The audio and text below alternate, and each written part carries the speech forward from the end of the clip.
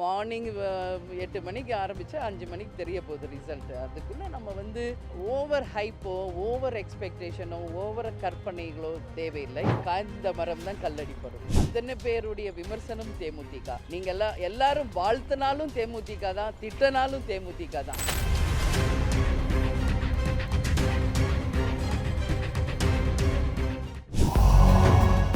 வேலை வேண்டுமா? Blue ocean இருக்கிறது.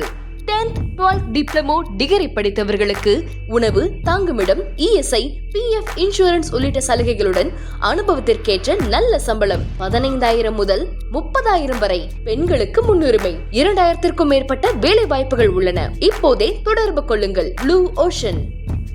அனைவருக்கும் வணக்கங்க. முதலில் எல்லாருக்கும் மே தின நல்வாழ்த்துக்களை கேப்டன் சார்பாகவும் தேமுதிக சார்பாகவும் நாங்கள் தெரிவித்துக் கொள்கிறோம்.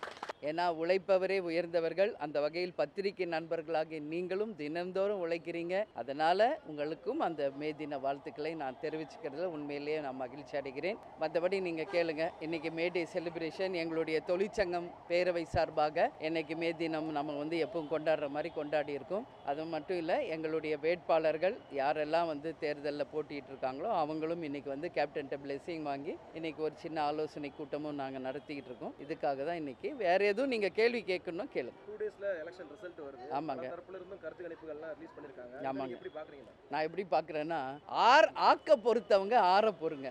எல்லாம் முடிஞ்சிருக்கு. இன்னும் ஜஸ்ட் 2 டேஸ். அதனால வந்து ஒன்றும் இல்லை. 4ஆம் தேதி மார்னிங் 8 மணிக்கு ஆரம்பித்தா 5 மணிக்கு தெரிய போகுது ரிசல்ட். அதுக்குள்ளே நம்ம வந்து ஓவர் ஹைப்போ, ஓவர் எக்ஸ்பெக்டேஷனோ, ஓவர் கற்பனைகளோ தேவையில்லை. ஏன்னா ஒரே பழமொழி தமிழில் இருக்குது, ஆக்க பொறுத்தவங்க ஆற பொறுங்க. நிச்சயம் எல்லாருக்கும் நல்லதே நடக்கும். எங்களை பொறுத்த வரைக்கும் நாங்கள் மதசார்பற்ற வெற்றி கூட்டணியில் போட்டி போடுகிறோம். உறுதியாக எங்களுடைய மதசார்பற்ற வெற்றி கூட்டணி அமோக வெற்றி பெறும். அண்ணன் ஸ்டாலின் மீண்டும் முதல்வராக வருவார். இதெல்லாம் 4ஆம் தேதிக்கு பிறகு நான் பதில் சொல்கிறேன்.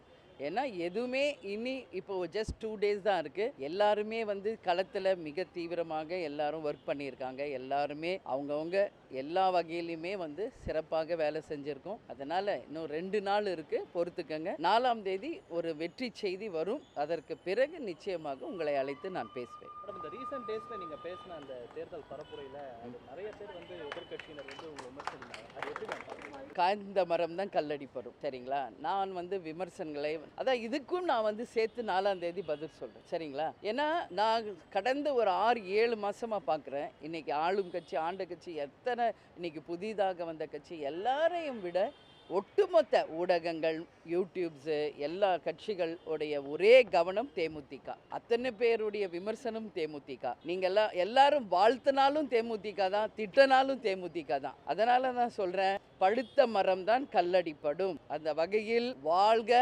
வசவாளர்கள் அப்படின்னு நான் சொல்கிறேன். அதே மாதிரி நிச்சயமாக 4ஆம் தேதி அதற்கான பதிலை நான் உங்களுக்கு தெளிவாக சொல்வேன். தேமுதிக எம்எல்ஏக்கள் எத்தனை பேர் நாங்கள் 10 பேர் போட்டிட்டு இருக்கோங்க. கேப்டன் பிளெஸிங்கோட 10 பேருமே நாங்கள் சட்டசபைக்கு போவோங்க. உறுதியாக அதை நான் நம்புகிறேன். 10 பேருமே நாங்கள் வெற்றி பெற்று நிச்சயம் சட்டசபைக்கு கண்டிப்பாக செல்வோம் என்று நான் உறுதியாக நம்புகிறேன். நன்றி.